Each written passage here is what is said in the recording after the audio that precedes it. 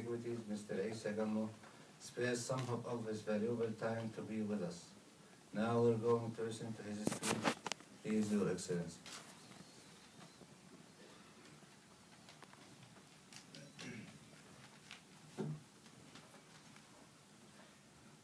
صباح الخير جميعا. Good morning, Your Excellencies. First of all, it gives me great pleasure to stand before you this morning and to represent Her Royal Highness Princess Sumaya Bint Hassan, the Vice Chairman of the Board of Trustees of the Jordan Museum. Much to our regret, Her Royal Highness was unable to attend this very important final project conference due to unforeseen circumstances, but due to the importance of this final project, Her Royal Highness deputized me to present her in this meeting, and it gives me great pleasure to be with you this morning.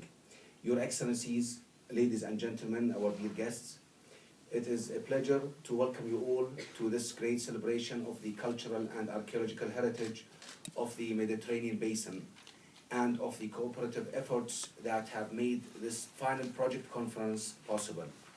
It is indeed appropriate and necessary that we, as close neighbors in the context of a shared Mediterranean heritage, should combine our knowledge and determination to protect and preserve those smaller and more exposed archaeological sites of our region.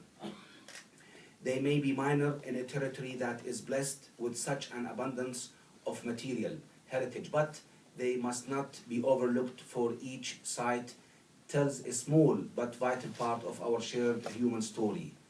Indeed, these sites represent the living links that exist between our people today, and they must serve to remind us of our need to work together for a better and more cooperative future. It is starkly beautiful truth that cultural heritage does not belong to one nation. Indeed, it is the property of all nations. This is particularly so in the case of our shared Mediterranean inheritance. It is in this context that each of you, in collaboration with your colleagues, has helped to reveal a little more of the largely unknown story of mankind's cultural evolution on Earth. All of you are champions of understanding over ideology, of knowledge over ignorance. You shine a light on the dim history of our global but divided family, and you remind us of our common humanity across continents and throughout time. Indeed, the lessons of the past are vital to understanding our present and to building a brighter future. Living as we do in the vicinity of so many ancient and modern political fault lines has emphasized to us the very feeble nature of man's desire to conquer and to possess. We are indeed familiar with the weathered beauty of the material remains of faded ambition. Our Mediterranean inhabits a vast classroom of history and hubris, of trial and triumph. But have we succeeded in teaching what we should all learn? Probably not. But events such as this prove that there is a cross-border will to look past current crisis and present-day myopia, and to play our part in telling the untold and constantly unfolding story of mankind.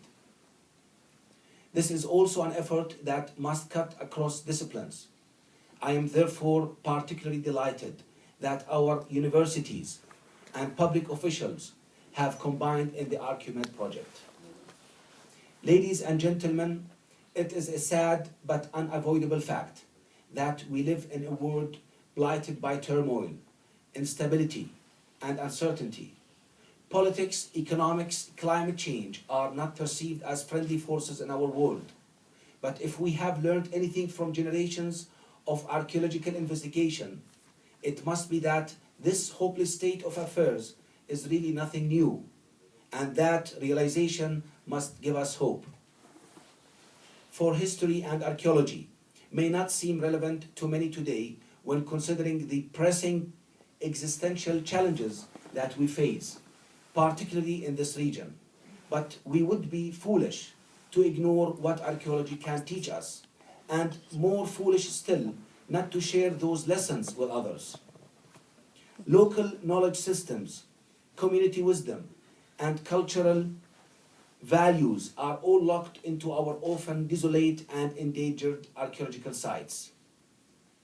Discovering their secrets may help us to live in harmony with environment and indeed with each other.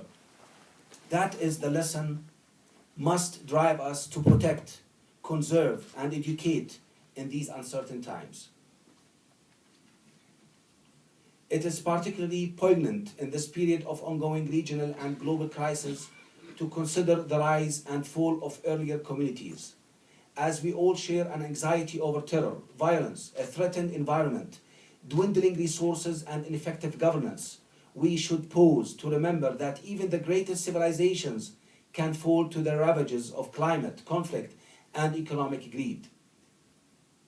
History and archaeology may indeed not seem relevant to many when considering these pressing existential challenges that face us today, and perhaps they seem only to require advanced technological responses. We must not miss our opportunity to teach the present about our past. Ladies and gentlemen, our cultural heritage is precious and vital to understanding who we are and to reaffirming how much we share.